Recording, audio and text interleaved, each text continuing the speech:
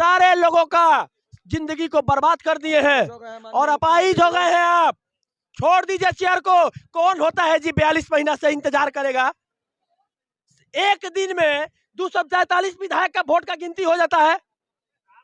एक दिन में 534 ब्लॉक का वोट आ जाता है, सारा चीज गिनती हो जाता है। और देखा जाए तो एक दिन में 545 को भी सांसद का गिनती हो जाता है वोट का। भारत का संविधान भी लिखा जाता है 11 महीना 18 दिन में। लेकिन छठवां चरण का है नहीं खत्म होता है कि लोग के रोजगार देना पड़ेगा, लोग के रोजगार देना पड़ेगा। और उस रोजगार के ऊपर बात करनी है तो आइए अपने कोई प्रचंड प्रवक्ता को लेकर मैं बात करने के लिए तैयार हूं। जानते हैं नीतीश जी, आपके पीछे आपके कुछ दिन पहले एक आए थे प्रवक्ता थे जो बात किए थे, कहते अभी तो 2.5 महीना मेरा सरकार बनने हुआ। हम बोले 8 बार नीतीश जी शपथ ले लिया, 2.5 महीना उनका सरकार बनने हुआ। आप खुद सोचिए, देश की आजादी के 75 साल बाद भी हमारे पास केवल 5 हॉस्पिटल है।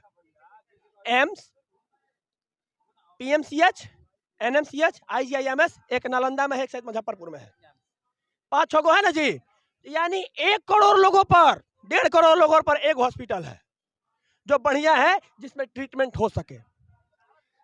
काहे आपके पास अगर कोई एजेंडा रहता, कोई आपके पास ताकत रहता, डॉक्टर रहता, तो क्या बिहार में ट्रांसप्लांट करवा के दिखा देते?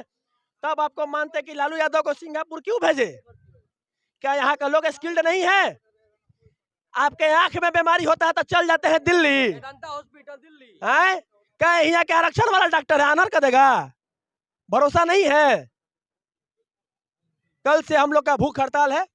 बिहार के अंदर रहने वाले तमाम विद्यार्थी जो सीटेट बीटेट उत्तीर्ण है, प्राथमिक नोटिफिकेशन 7वां चरण के लिए आप लोग आइए और आकर अपनी ताकत दीजिए। जय हिंद, जय भारत। बार बार इतना झूठ बोलते रहते हैं आप। जितना झूठ बोलते हैं ना, सजा हम लोगों को मिलती है। तो भगवान इस सजा के सच में तब्दील करे, आपके किडनी पर ही ब्रेक लगा दे ताकि झूठा आश्वासन आप न दे।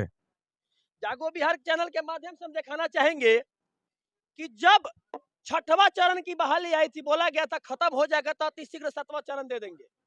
लेकिन ये बार बार इनका जो प्रेस कॉन्फ्रेंस है और बार बार ट्वीट देखिएगा, आगे चलकर तो ट्वीट किया हुआ है। आकर देखिए, आपको ट्वीट दिखाते हैं। ये ट्वीट देखिए, ये ट्वीट में यहां पर लिखा हुआ, देखिए लिखा हुआ है, बार बार लटका कर शिक्षक नियुक्ति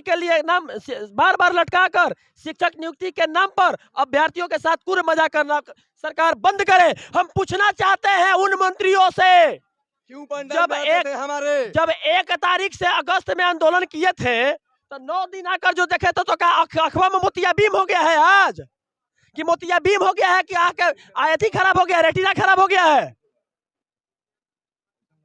कि किडनी फेल कर गया है आप लोग का, कि दिमाग का बत्ती खत्म हो गया है, कि स्क्रू ढीला हो गया है आप लोग को? कि एक बार कहते हैं यहाँ देखिए, अब देखिए पलटू चाचा के कहते सारे वादे होंगे पूरे। 7वें चरण में 1,65,000 से अधिक शिक्षकों की होगी नियुक्ति। अरे भैया, जब आपको नियुक्ति करनी है तो आप आकर एक एथी पर तो कीजिए, एक दृष्टि पटल पर तो कीजिए। बिहार की अर्थव्यवस्था, नीतीश कुमार, बिहार का अर्थव्यवस्था जो आपने चौपट किया है, इकोनॉमिक डेवलपमेंट इंडेक्स को खत्म किया है, उस चीज को अगर सुधारना है तो आप चेयर छोड़कर देखो, बिहार में और भी लोग हैं। पुत्रवाद और परिवारवाद की राजनीति से ऊपर उठकर देखो तो बिहार में और भी लोग हैं, स्किल्ड है और पढ़े लिखे हैं, जो बिहार को अर्थव्यवस्था को सुधार सकते हैं और बिहार की अर्थव्यवस्था को ऊपर लेकर जा सकते हैं। क्योंकि बिहार पूरे प्लेनेट पर, बिहार जो है सबसे ज्यादा मेहनती और सबसे ज्यादा कर्मठ लोग यहाँ बसते हैं। और बिहार ही एक ऐसा प्लेनेट है जहां पर राजनीति करके लोगों के द्वारा यहाँ के लोगों की मानसिकता को खराब किया जाता है और रोजगार नहीं दिया जाता है, और बिहार के लोग ही सबसे ज्यादा फांसी लगा के मरते हैं। और याद रहे, इसी बिहार के लोग सबसे ज्यादा IAS IPS देते हैं।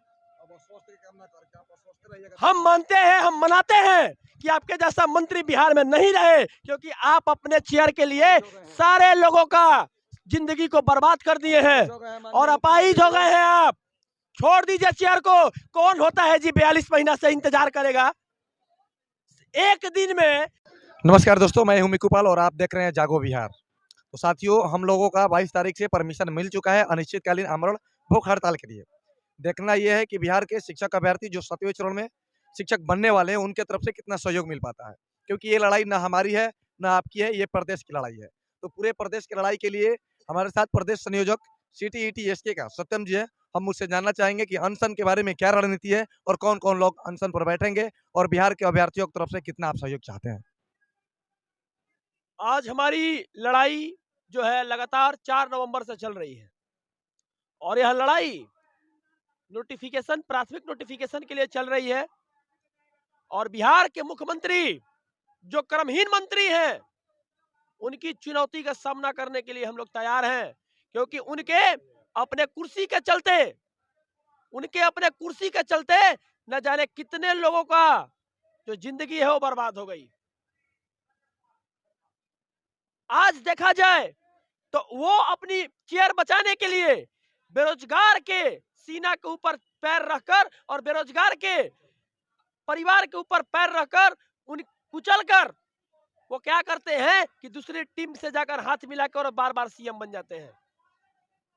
या भारत के संविधान में 8 बार लगभग वो मुख्यमंत्री बन चुके हैं, 7-8 बार। ऐसा कभी नहीं हुआ था देश की आजादी के 75 साल के बाद भी। अगर देखा जाए तो इनके जैसा कर्महीन में मंत्री कोई नजर नहीं आया। चलिए दोस्तों, तो बता दें, बहरहाल बिहार बीमार है क्योंकि यहाँ नीतीश कुमार है। बार बार अगर देखा जाए तो केवल नीतीश कुमार कुर्सी के चक्कर में अल्टी पल्टी मारते रहते हैं, लेकिन शिक्षक और शिक्षा की बात की जाती है तो वहां पर मौन धारण कर लेते हैं और बोलते हैं कि नीतियां तो हो ही रही है। माननीय मुख्यमंत्री जी, बीते 3 वर्ष से ऊपर मात्र केवल 41,000 बहाली हुई है। 3 वर्ष में अगर 41,000 बहाली हुई है तो उसमें छाती पीटने वाली कौन सी बात हो गई। आज देखा जाए तो माननीय मंत्री जी के द्वारा जिसको नियुक्ति पत्र दे दिया गया है, उसको फिर से बुलाकर गांधी मैदान में नियुक्ति पत्र दिया जा रहा है। हम तो कहते हैं कि बिहार के जनताओं से और बिहार के सारे युवाओं से कि जो एक बार रिटायरमेंट होने वाले हैं, उनको भी एक बार नियुक्ति पत्र करके ज्वाइनिंग करा दीजिए गांधी मैदान में, और बिहार के 11 करोड़ जनसंख्या में आप जाकर ढोल पीटिए और कहिए कि हमने रोजगार दिया। क्या इस तरह से चलती है बिहार की अर्थव्यवस्था? क्या इस तरह से चलती है बिहार की GDP? क्या इस तरह से चलती है बिहार के NSSO? क्या इस तरह से चलती है बिहार के EDI? क्या इस तरह से चलती है बिहार के NNP? क्या इस तरह से चलती है बिहार का PCI? आज भी देखा जाए तो 2011 के देश की आजादी के 75 साल बाद भी तेजस्वी यादव स्वास्थ्य मंत्री है, साथ साथ मंत्री होने के साथ साथ, और उनका पापा जा रहे हैं अपन इलाज कराने कहा तो सिंगापुर में। कहे जा रहे हैं कि आम आदमी PMCH, तुमको पता है कि आरक्षण वाला डॉक्टर हमारे बिहार में बहाल है, एक बार में हमारा बाप जान दे देगा, मर जाएगा वो। अगर उनको औकात रहता तो बिहार के PMCH में आकर वो अपना इलाज करवाते। वो अंदर इनको हुआ था थोड़ा सा बीमारी आंख में नीतीश कुमार को, तो गए थे दिल्ली इलाज कराने। उनको भी पता है कि बिहार का जो डॉक्टर है वो आरक्षण वाला है। उसी तरह से हम लोग को आरक्षित बना दिए हैं और हम लोग को बेरोजगार बना दिए हैं और लोड पे लेकर चले आए हैं। याद रखिए, आपको नोटिफिकेशन देना होगा, और नहीं तो हम लोग आखिरी हद तक जाएंगे। अगर गर्दनी बाग में जान भी देना पड़ेगा तो जान देंगे, लेकिन माननीय मुख्यमंत्री जी यदि पलटू है तो तेजस्वी जी सल्टू है। आपस में दोनों मिलकर के पलटू सल्टू और शिक्षा व्यवस्था का चौपट कर रहा है। बहरहाल मुख्यमंत्री जी सुन ला, शिक्षक अभ्यर्थी अगर सड़क पे बा तो तोहरों के सड़क पर ला सकता। इसलिए आप सभी से रिक्वेस्ट है कि जो भी हमारे प्रदेश के जितने भी शिक्षक अभ्यर्थी हैं, कहीं ना कहीं आप सभी अग्री होकर के आने की कृपा करें। देखिए, मार्च में 7वें चरण की नियुक्ति की प्रक्रिया होगी शुरू। शिक्षा मंत्री जी कौन थे? विजय कुमार चौधरी जी। जनवरी फरवरी 7वें चरण का शिक्षक नियोजन देख लीजिए। यहाँ देखिए, होली तक 6ठे चरण की प्रक्रिया समाप्त, अप्रैल के प्रथम सप्ताह में 7वां चरण प्रारंभ। ये मिठाई वाला बाबा बदल गए लेकिन विचार नहीं बदला। बिहार सरकार का जमीर नहीं जिंदा है। विजय कुमार चौधरी, हम तो कहते ही हैं जैसे ही 6वां चरण खत्म होगी अति शीघ्र हम 7वां चरण लेकर आएंगे। अब देखिए, यहाँ चल गए जनवरी, यहाँ चल गए मार्च, यहाँ चल गए होली, फिर अप्रैल में 80,000 हो रहा है, फिर 2 लाख पद पे बहाली हो रहा है। फिर उसके बाद अपर मुख्य सचिव आकर कहते हैं कि हम बहाली दे देंगे कागज पत्र के माध्यम से। अरे कम से कम कलमुआ का नोखिया टूट गया का? ये कलमुआ हेरा गया? मैं माननीय तेजस्वी जी से पूछना चाहूंगा कि जो आपने शपथ लेकर के बोला था कि मैं शपथ लेता हूं पहली कलम से 10 लाख रोजगार दूंगा, आपका कलम खो गया है कि दिमागी संतुलन खो गया है? दिमागी संतुलन खो गया है तो जल्द ही ठीक कर दिया जाएगा।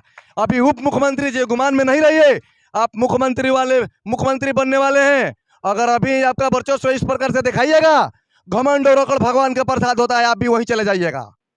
इसलिए विनती है आपसे कि जितना जल्दी हमारी हक को दीजिए। साथियों, चलो हमारा जन्मसिद्ध अधिकार है और शिक्षक बनने के लिए तमाम महत्ता धारण कर यदि हम सड़क पर बैठेंगे तो बिहार के नौनिहाल बच्चे का भविष्य कहाँ जाएगा? बिहार का नौनिहाल बच्चे जो सरकारी विद्यालय में पढ़ते हैं, कोई नेता मंत्री कोई अधिकारी के बच्चे सरकारी स्कूल में पढ़ता है क्या? क्यों? क्योंकि जानते हैं कि बिहार बदहाल है, शिक्षा के क्षेत्र में सबसे अंतिम पायदान पर है। माननीय मुख्यमंत्री जी,